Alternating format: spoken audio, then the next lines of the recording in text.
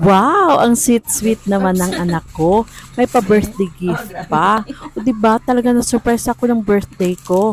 So, eto yung gift niya sa akin. Wow. Napakasimple nga lang, pero alam mo yung Muna nakakatuwa, favorite ni mama. yung i-greet ka nga lang ng Ah, anak mo, 'di ba? Nakakatuwa na paano pa wow. yung maalala niyang Super crunch. bumili ng gift para sa'yo.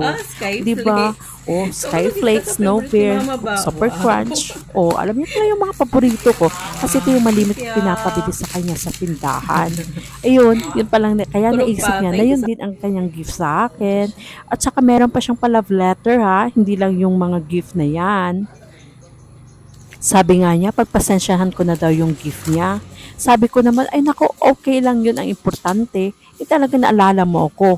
Di ba nakakatuwa? Kasi hindi lahat naman ng bata ganyan ka-thoughtful, ganyan ka-sweet, o parang hindi maldita. Murag maldita, Jud. Maldita bitaw, pero bitaw. Sabi nga niya, pagpasensyahan ko na lang daw kasi yun lang nakayanan ko. Niya pala.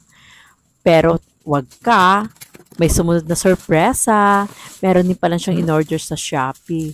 'Di ba? Meron siyang naipong yung inipon niyang pera, ipinambili niya nito para nang sa gayon. Alam niya mas matutuwa daw ako. 'Di ba ang sweet-sweet naman, hindi lahat ng bata kasi ganito.